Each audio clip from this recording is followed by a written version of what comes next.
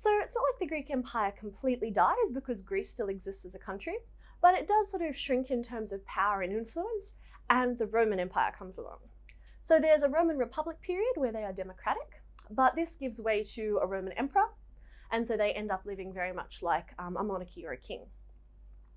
Now, during this time, the Romans, they were interesting when it came to literature. They didn't like to make up new stories. They liked to copy the old ones and think that they were improving on them. So they took Homer's Iliad and they turned it into Virgil's Aeneid. So again, they retold the story of the Trojan War. And then we had Ovid, who's a very important Roman poet, who wrote Metamorphoses, which is basically a collection of poems that tells the stories of the earlier Greek myths. So again, a little bit of copying. But Ovid's really important because he is a modern source of most of Greek-Roman myths that we understand today. And he also happened to be Shakespeare's favourite writer. So often reading Ovid will give you an insight into Shakespeare. One useful thing the Romans did give us was satire. So again, a more sophisticated, witty, ironic, making fun of things, mockery, a little bit political perhaps. So it's one of the very few Roman additions to literature. So again, the Roman Empire expanded and collapsed. And again, Italy didn't disappear, it's still there, but they kind of lost their influence a bit. And then we would move on from what we'd consider the classical period to the Middle Ages, otherwise known as the medieval era. And this is the very first time you're going to hear the English language. But Old English sounds nothing like what we understand to be English today. If you heard someone speaking Old English, you would think they were speaking a foreign language. So we have that in the early Middle Ages. The oldest work in English is Beowulf. Well, it's the oldest known Anglo-Saxon poem. And again, it returns to those heroic, epic sort of themes. So basically, Beowulf battles 3 monsters, including dragons and things like that. And it has themes of bravery, ego, and falling from grace throughout the poem. What makes Beowulf really interesting, aside from being the first one, is that there seems to be a conscious effort not just to tell the story, but to use descriptive language and to think about how the story is being told as well.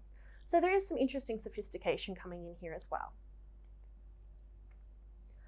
So when we think of medieval literature, we probably think about kings and knights and castles, and one of the best sources for that sort of thing would be the Song of Roland. So that's across the water in France. It's one of the oldest pieces of literature. It's called a chanson de geste, in that it celebrates a hero's deeds in service to a king. So what it tends to do is think about the supernatural powers or the amazing feats that a hero is able to do and link it to the powers of the king. So it implies that the king rules by divine right. And then in the 1300s, we get Chaucer. Now, you may have heard this name before. Geoffrey Chaucer is considered the father of English literature, and he has very raunchy humour. And his stories, the Canterbury Tales, are a collection of basically stories within stories. So the idea is that a bunch of people are going on a pilgrimage to worship at Canterbury, and along the way they're each entering a story competition to amuse themselves as they travel. So whoever can tell the best story is going to win a free meal at the pub, which of course is a very English idea. So what's interesting about it is that you've got not just knights and kings and really important famous people, you've also got some modern everyday people and their stories as well. Then something happens that really changes things. In 1430, the printing press is invented.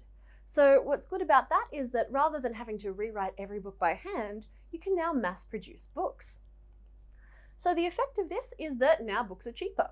The information can spread wider because of this. And you have this interesting effect where now scientists in Denmark can talk to scientists in Italy, and they can communicate their ideas and learn from one another. And so you get big influence in science, literature, and even basic literacy, because now your average person is more likely to be able to afford a book to learn to read with. So all of this creates a huge boom in sort of human development, and it blossoms into what we're going to talk about in our next lesson. So tune in to the next video and we will talk about the Renaissance.